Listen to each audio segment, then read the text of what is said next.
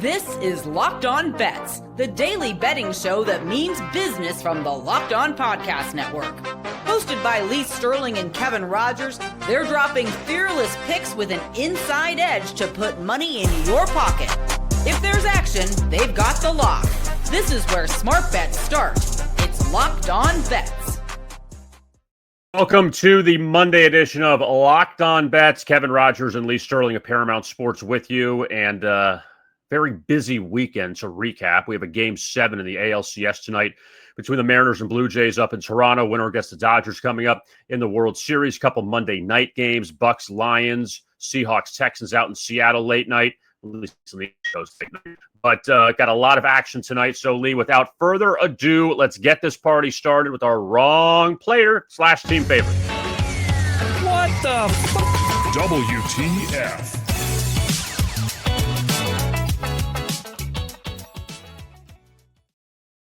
So the Blue Jays saved their season last night. Nice little onslaught. Vlad, a home run.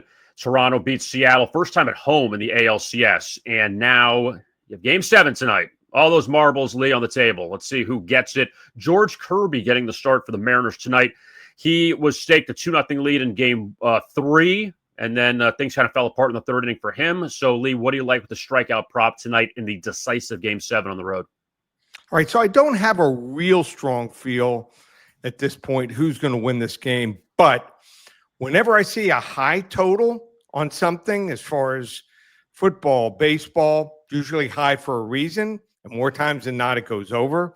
A real low number usually goes under. They're enticing you to bet the over. So George Kirby, you would think the total would be like 4.5 for number of strikeouts, but it's 3.5, minus 150. So pretty big juice attached to a low number. Elimination game. He is one of these guys that feast or famine. He's either on or he's not. And lately just has not looked great, below average at best. Going against a team that strikeouts the least in the American League. And, you know, they're going to pull him. He could pitch an inning, 2 innings, and he doesn't look good, and they get a couple runs. It's over. They'll go to the bullpen. It'll be Johnny Holstaff to finish the game. So, like I said, I think they're begging you to take the over 3.5 and don't fall for the trap. We're going to go with not a wrong player favorite, not a wrong team favorite. We'll just call it WTF here.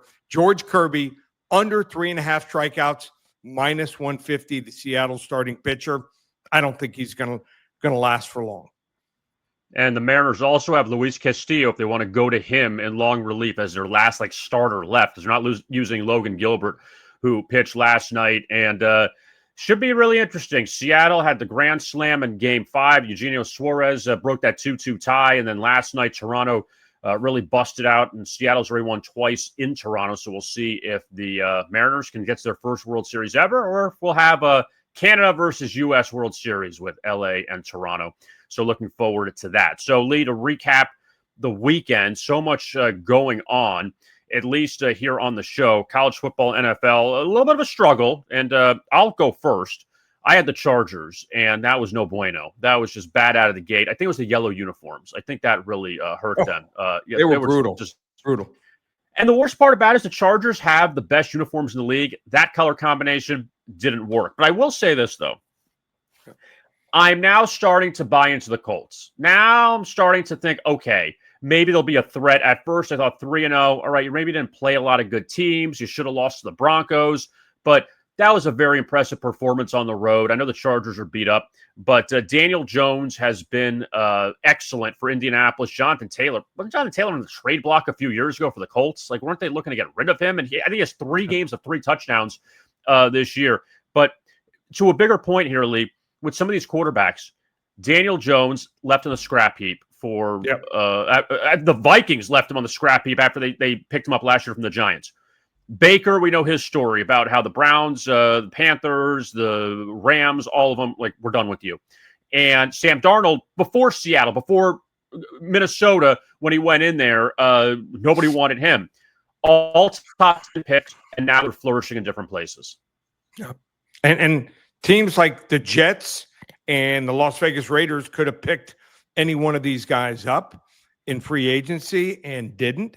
Dolphins obviously would love to now, but in hindsight made a huge mistake. Why is it these agents are so crafty? I mean, they had Tua, I remember last year at the start of training camp, sit out of practice. Show up, but sit out, not practice, I think, a few practices. And all of a sudden gets like a 4-year, almost $180, $200 million contract. Dolphins are now on the hook.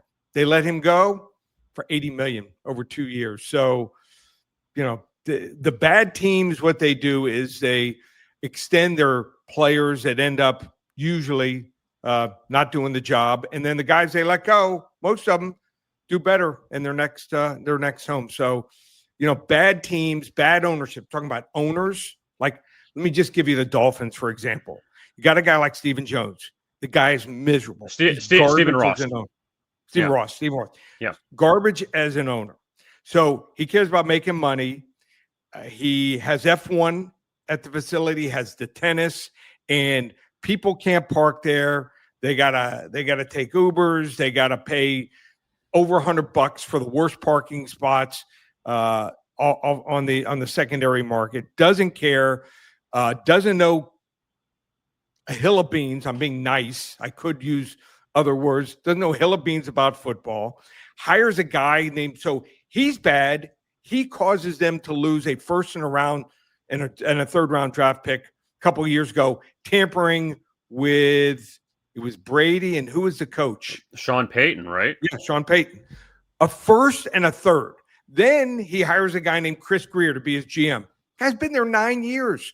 The Dolphins and, for instance, the Raiders, they haven't won a playoff game. They've been to 1 or 2 each in the last 25 years, have not won a playoff game in 24, 25 years each. So he hires a guy that's incompetent, a guy that in 9 years has done crap. And what happens now? I even heard that Chris Greer, I don't know if he decided himself, probably he's the GM. He was going to scout Lenore Sellers, the quarterback for South Carolina, who stinks. The guy's garbage. Probably didn't throw for 150 yards on Saturday. I know his line is bad. The guy, his throwing motion is garbage. He's an athlete. He's another Anthony Richardson. I mean, what's going on? And then they hire, obviously, a coach that they think might be good, and he looked good for the first year, and then everything goes downhill. He can't control his team. They have so many pre-snap penalties, illegal motion, and I mean, the list goes on and on. So bad owners, bad GMs, bad coaches, it filters all the way down. And that's why the Jets with Woody Johnson, that's why the Dolphins, that's why the Raiders, they all stink. If you're buying season tickets to that crap, I don't feel sorry for you. And I'm surprised, too, even the Mike McDaniel situation. You lose to Cleveland, who had 1 win going into the season, and they have a rookie quarterback. You lose by 25 points in the road, you need to get fired. Like, it's just done with. Like, your only win is over the winless Jets. Greer's been there 9 years. How is he making it to the practice today? How is McDaniel making it? I mean, they had so many pre-snap penalties. I mean, turnovers. I mean, they weren't even competitive against a bottom 5, bottom 6 team in the NFL. So it is just befuddling to me how some of these coaches are still around, the GMs. If I was a team, hey, I have money and I used to have tickets for the Dolphins. I stopped buying tickets. I'm not going to give it to them. Could I go? Can I afford it? Yeah, I'm not going. They need to stand up, the fans do, and say enough is enough and stop buying tickets to a crappy product. Now, as far as college football goes, I'm telling you, they still go, though, but you say this all the time. Doesn't matter. The story's been going on for years. Doesn't matter. They keep brain going. Dead. People are brain dead, Kevin. There is one incredible story. It's one incredible game. It was that Denver game. I mean, come on. Against the Giants. Well, all right. So let's look at that now. Yeah. And the Giants are in control. Denver off the London game. They didn't play well against the Jets. And am I right or wrong on this? You can tell the NFL, or you can decide if you play overseas the bye week, you can change it if you want the bye after, or some teams play immediately after, or they take the bye so then they can have the week to recover, right? Don't you have that choice? I'm not sure about that. I don't because let me tell you something. If you played overseas, I would definitely want to buy the next week. So I'm not so sure about that. No. Okay, so anyway, I thought you had a choice, and because I remember the Dolphins years ago went with Flores.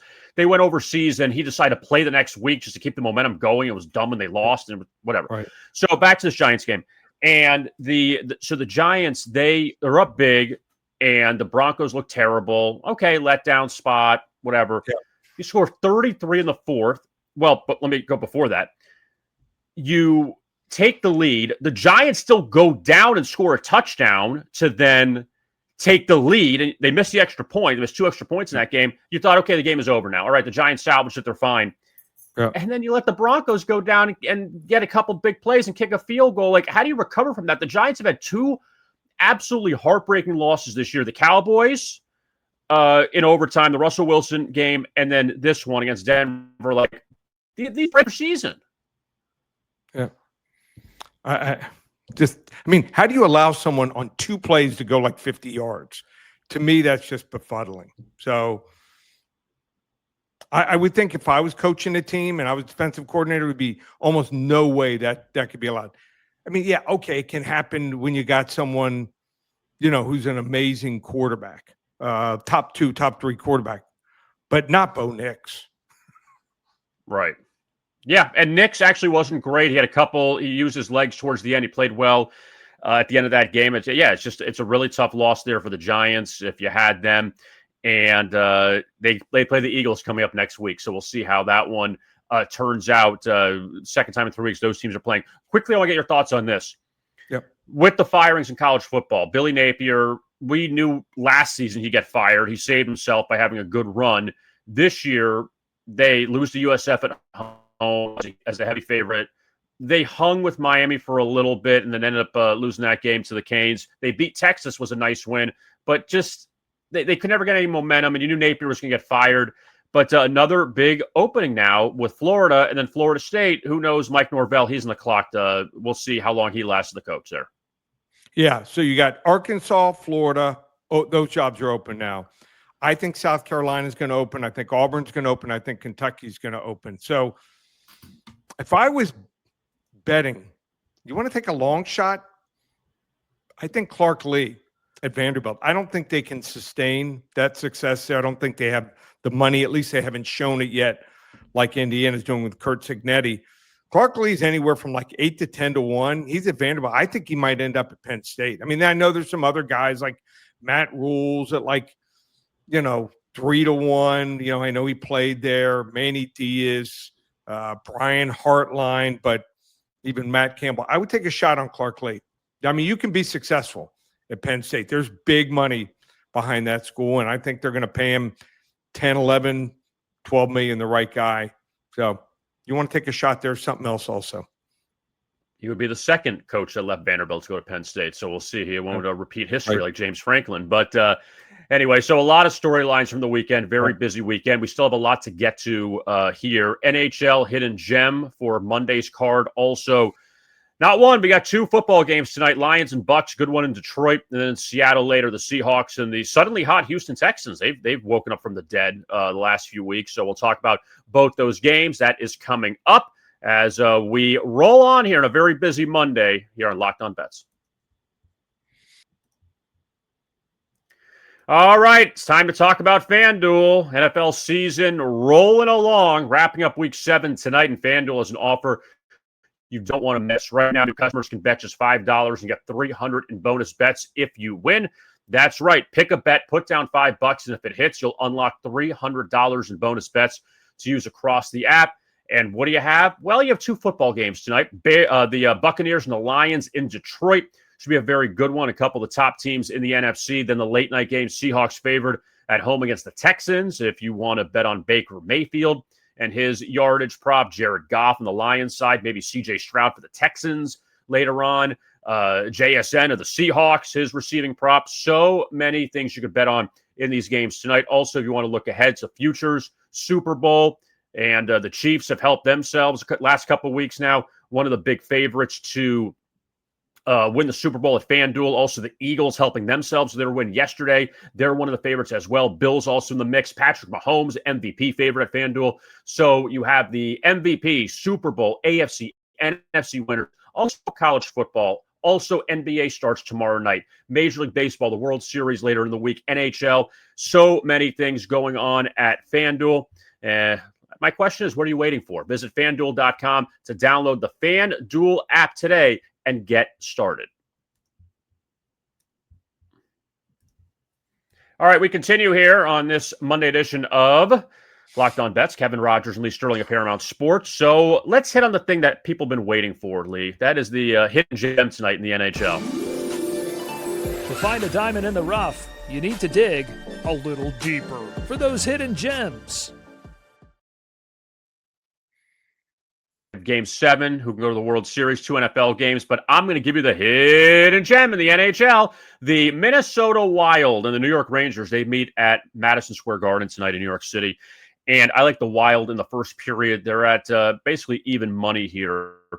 The Rangers off a nice win on Saturday at Montreal, finally got up off the mat after they'd been struggling, but a couple numbers here on New York. They have not scored a goal in the first period at home this season. And they've also been shut out in all those games too. But Minnesota, they're on the 4th game of a 5-game road swing. They've lost the first 3 games, and they just lost to Philadelphia on Saturday. I think they get up here for this game tonight. Gustafson's back in net, their starter. He didn't play on Saturday against the Flyers. And it's just one, you know what it is, Lee? It's not like it's a proven system or trend or whatever you want to call it, but you go to the Garden, you want to play well. Simple as that. And I think that it could be in the NBA, in the NHL. You want to play well when you go there. Wild have lost 3 straight. I still think that they can come back, at least play well early on in the first period, maybe take a 1-0 lead, and then after that, you can just shut it off. But I'm going to go with the Minnesota Wild first period here as our hidden gem. All right, yeah. So, I mean, going to South Florida, like teams playing against the Miami Heat, I think that's somewhat of a distraction, especially in the winter. But I think they look forward to, like I said, playing in the Garden. It's one of the original, one of the meccas as far as National Hockey League. Are they one of the original 6 teams? They are. Yeah. So if you're playing Minnesota, you want to play on the big stage. So yeah, I like it. Let's get it done. Yeah. So the Wild, I think they bounce back tonight after struggling the first couple stops on their trip. All right, let's now transition to Monday Night Football. 2 games tonight and no stagger. We're going back-to-back. Tampa Bay, Detroit, followed by Houston, Seattle for the late-night East Coast audience. So, my God, Seattle. They got the Mariners first and the Seahawks second. I mean, Mariners on the road, but Seahawks second. So, big night in Seattle for their sports. Let's start off, though, with the blowout special. Oh, boy. Last one out, turn off the lights. This one's a blowout. Very interesting matchup here in Detroit between the Lions and the Buccaneers. Tampa Bay, they should get Mike Evans back at receiver. He's missed the last few weeks with a hamstring injury.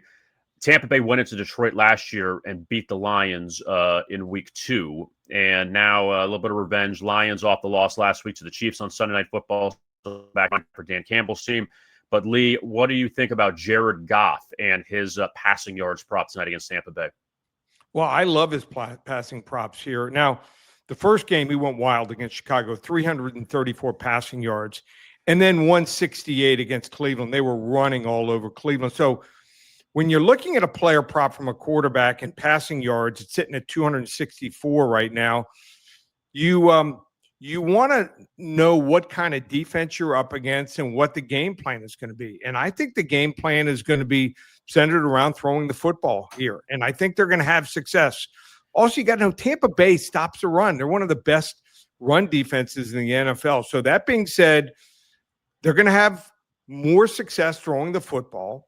You got to think that their 2 receivers, Amon St. Brown and also Williams, and their tight end are maybe, if not 1, 2, or 3 in the NFL, if you include all 3. And then you got some backs that catch the ball extremely well out of the backfield also. So I think this is a great situational play. You know, if you average the 2 numbers, they've only played 2 games previous to this. At home, it comes out to about 251 passing yards. But like I said, I think they're going to be throwing early and often. They're going to want to set the tone. They're going to have to put the hammer down. If they get up 7 to 10 points, they're not going to sit on the run like some other teams. They play very aggressive. So I'm going to go over 264 total passing yards for Jared Goff tonight in Detroit. Also a fast track. They play much better on turf than they do on grass, and that's where their 2 losses were this year. So we'll go over the 264 yards for Jared Goff here. It's going to be my blowout special. It's going to be a very entertaining game tonight there. Tampa Bay just 1 loss in the season to the Eagles. The Lions, they had that embarrassing loss to Green Bay and then was rolling from there, and then they lose to the Chiefs last week. So they're trying to bounce back. And, it should be a good one. That's game 1 of the doubleheader. Tonight, game 2, we're going to talk about coming up. The late night, Monday night football lock is straight ahead between the Texans and the Seahawks right here on Locked On Bets.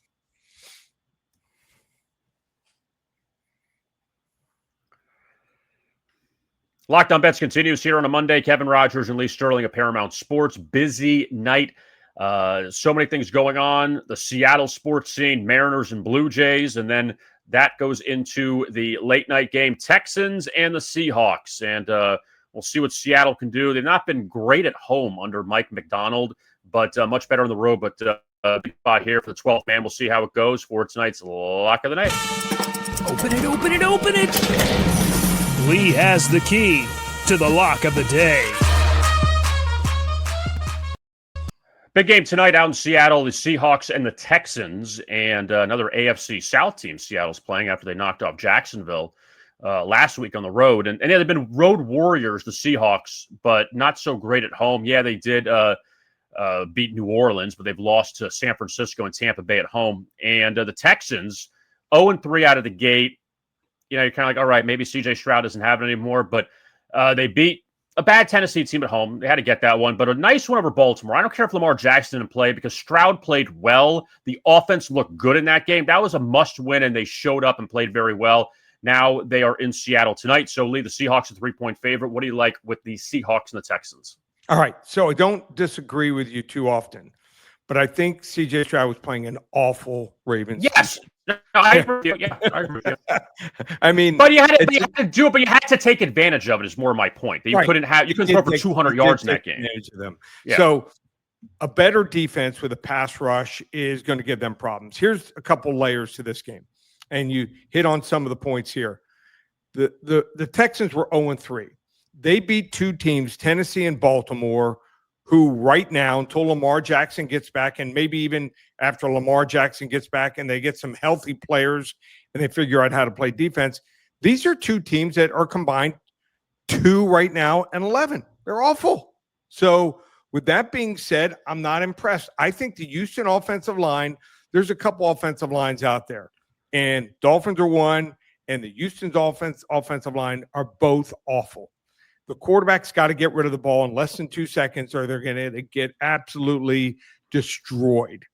And I think the Seahawks here can score. They are right now, they're 4-2 straight up, number 3 in the NFC in points scored, 27.7. And scoring defense, also number 3 in the NFC, allowing just 19.5 points per game. And then there's also the element that Sam Darnold knows this defense. So Sam Darnold, when he's playing with Minnesota, played against this Houston defense last year, 4 touchdowns, no interceptions. So the familiarity is there. And I always found when I went against defenses that I knew, what they were about, knew their personnel, knew their schemes, I had an advantage here. So I know the line's 3 here. Some people buy it down. I'm going to buy this line down. Don't do this often. You got to pay an extra 20 or 30 cents. So I'm going to make it Seattle minus 2.5. I want to get it down under 3 because that's the most common number of games fall on. Seattle minus 2.5.